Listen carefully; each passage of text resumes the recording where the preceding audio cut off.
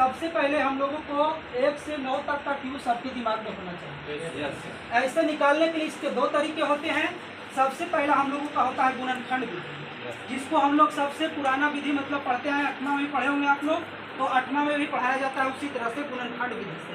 लेकिन अब हम लोगों के उससे काम चलने वाला नहीं है, क्योंकि हमारा जो एग्जाम हो रहा है वो कम समय में और क्वेश्चन क्या हो रहा है, ज़्यादा पूछा जा रहा है। पहले जैसा समय नहीं रहा कि हमारा एग्जाम में 2 घंटे का एग्जाम लिया जा रहा है और उसमें आपका समय बहुत सारा है, आप आराम से बनाइए और आराम से क्वेश्चन को हल कीजिए। ऐसा अब रहा नहीं, तो अब हम लोगों को तैयारी भी उसी ढंग से करना पड़ेगा। ऐसा नहीं कि हम लोग पुराने तरीका से चलते रहेंगे और मेरा एग्जाम आसानी से निकलेगा, आसानी से निकलने वाला नहीं है। उसके लिए हम लोगों को क्या करना है कि हम लोग जो भी तरीके होंगे वो शॉर्ट तरीका, यानी कोई भी कंसेप्ट के आधार पर अगर पढ़ेंगे तभी हम लोग क्वेश्चन को आसानी से हल कर पाएंगे। तो इसके लिए सबसे पहले बोलेंगे आप लोग 1 का क्यू कितना होता है, 1, 2 का क्यू 8, 3 का 27, 4 का 64, 5 का 125, 6 का 16, 7 का क्यू 343, उसके बाद 8 का 512, 9 का 29। इतना हम लोगों को जानना बहुत जरूरी है। अगर इतना हम लोग नहीं जानेंगे तो इसके बिना हम लोग किसी भी क्वेश्चन में क्या हो जाएगा, दिक्कत हो जाएगा, वहाँ पे हम लोग को रुकना पड़ेगा। जैसे हम सबसे पहला क्वेश्चन उठा रहे हैं, देखो इसके पूछने का तरीका, मान लो कहीं पे पूछ दिया कि 512, तो पूछने का भी 2-3 तरीका इसका होता है। सबसे पहले आप लोगों को इस तरह से कर देगा, तो यहाँ पे बोल देगा कि भाग। जब ऐसे करेगा रूट यहाँ पे 3 लिख करके और 512 लिख दिया, बराबर में क्या लिखेगा, 8। दूसरा तरीका इसका पूछने का है, 512 ही लिखेगा लेकिन इस पर ऐसे करके लिखेगा 1/3, फिर भी क्या बोलेगा 8। मतलब क्या निकालना है आपको खुल करके नहीं बोलेगा। और एक क्वेश्चन जो डायरेक्टली होगा उसमें खुल करके ही बोलेगा कि 512 का घनमूल निकालें। समझ में आ रहे हैं, इसमें लिखा हुआ है घनमूल निकाले, तो ये जो है हम लोगों को साफ साफ पता चल जाएगा, नहीं चल जाएगा कि अरे यार घनमूल निकालना है, इसमें नहीं पता चलेगा। अगर कहीं पे मान लो हम लोग वर्गमूल पढ़ते हैं तो उसमें लिख देगा कि वर्गमूल निकालें, तो यह क्या हो जाएगा कि वर्गमूल निकालने की बोल रहा है। लेकिन यहाँ पे हम लोगों को साफ शब्दों में पता चल रहा है, लेकिन यहाँ पे आपको पता नहीं चल रहा है। इस डायरेक्ट लिखेगा बराबर 8, यहाँ पे लिख दिया, लिखेगा बराबर में 8। क्या निकालना है तू समझो कि घनमूल निकालेगा कि वर्गमूल निकालेगा। तो इसको निकालने के लिए हमारा जो सबसे पहले हम लोग पढ़ते आ रहे हैं बचपन से, तो 512 और गुणनखंड विधि हम लोग इस तरह से अप्लाई करते हैं ना। यहाँ पे सबसे पहले कहते हैं 2 से कट रहा है तो 2 से काटेंगे, 2 से कटेगा, कैसे काट रहे हैं देखो, 2 दूनी 4, उसके बाद 2 5 10 और 2 6 12, फिर 2 से काटना है तो कितना हो जाएगा 128 ना हुआ। उसके बाद फिर 2 से काटेंगे तो हो जाएगा कितना 64, इसके बाद फिर 2 से काटेंगे तो कितना हो जाएगा 32, उसके बाद फिर 2 से काटेंगे कितना 16, फिर 2 से काटेंगे 8, फिर 2 से काटेंगे कितना हो जाएगा 4, 2 से काटने पर कितना हो रहा है 4, फिर 2 से कट रहा है ना, कितना हो रहा है 2। अब इसमें जो हम लोग को बनाते हैं सबको, तो कितने का बनाते हैं, इसमें 3 बार, 3 का, तो फिर यहाँ से 3 बार और फिर सबको यहाँ से, तो 3 के बदले 1 2 लिखते हैं बाहर करके, बराबर में लिखेंगे 2 गुना 2 और गुना 2, तब हम लोग का आंसर आएगा 2 दूनी 4, 4 दूनी 8, यानी इसका आंसर कितना हो गया 8 हो गया। अगर इसी क्वेश्चन को देखो, अगर हम लोगों से पूछ दिया कि 1331 का पूछेगा, मान लो इस तरह इतना बराबर 8, कहीं पे पूछ दिया 9261 का क्या होगा, उसके बाद पूछ दिया 15625। अब अगर इन क्वेश्चनों को हम हल करने के लिए गुणनखंड विधि का प्रयोग करेंगे तो बहुत ज़्यादा समय लगेगा, ना लगेगा समय।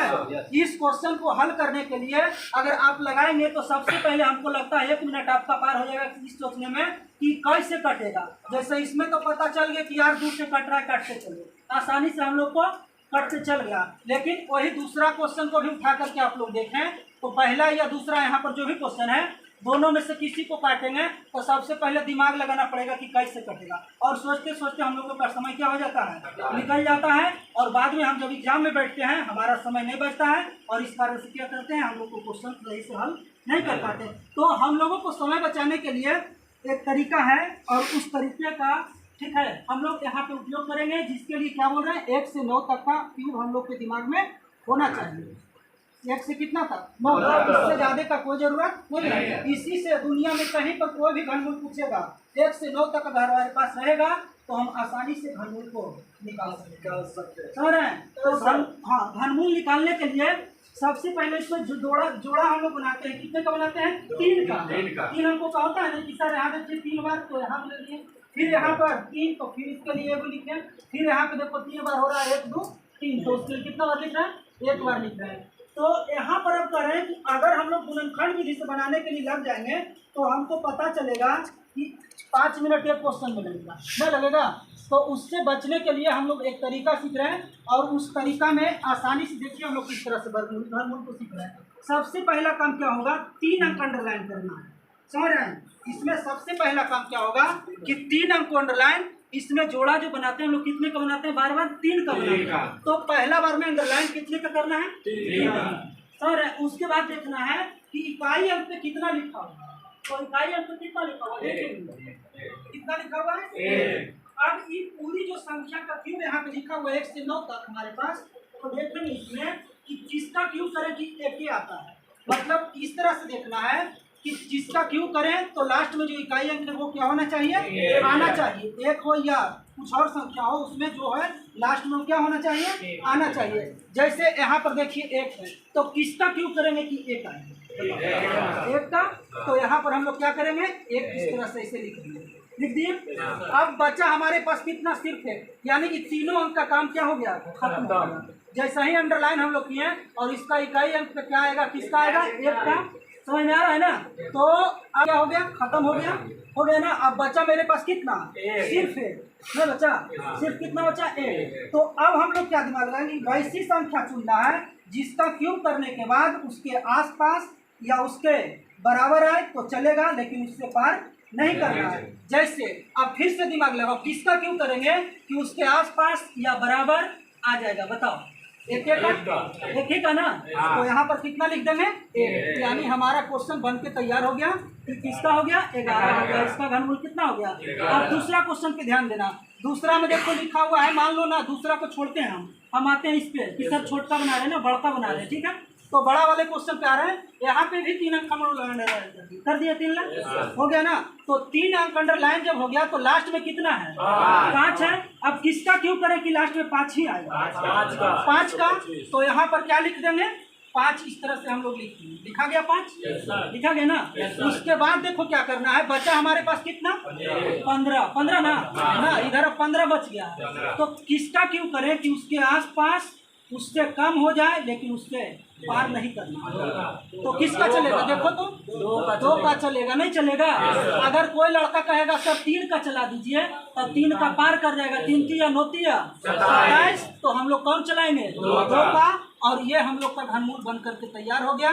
यानी इतना बड़ा भी अगर बनाना है हम लोगों को तो क्या करना है, आसानी से सबसे पहले 3 अंक अंडरलाइन करेंगे और उसके बाद देखेंगे कि किसका क्यों करें कि उसके मतलब बराबर हो जाए। सबसे पहले हम क्या होना चाहिए, बराबर होना चाहिए। तो 5 का करने के बाद क्या होता है 5 आ जाता है, जो इकाई अंक लिखा गया। उसके बाद वाला में क्या देखना है कि किसका क्यों करें कि उसके आसपास या उसके बराबर तक रहेगा तब तक चलेगा, लेकिन पार नहीं करना है। तो हम लोग क्या देखें कि सबसे पहले यहाँ पर आया कौन हम लोगों के पास 2 का आया नहीं, 2 का 8। अगर कोई लड़का गलती से सोच लेगा कि सर 3 वाला लगा सकते हैं, तो 3 वाला लगाने से उसका क्वेश्चन क्या कर हो जाएगा, गलत हो जाएगा। क्यों गलत होगा, क्योंकि हमारे पास है कितना 15 और हो जाएगा कितना 27। तो हम लोग 15 को क्या कर रहे हैं, पार कर रहे हैं, और हमको पार नहीं करना है।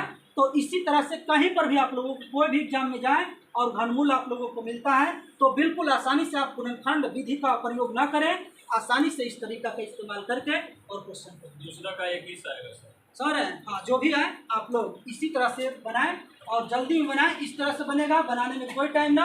और इसमें एक और बात है कि माइनस प्लस का भी झंझट नहीं होता है।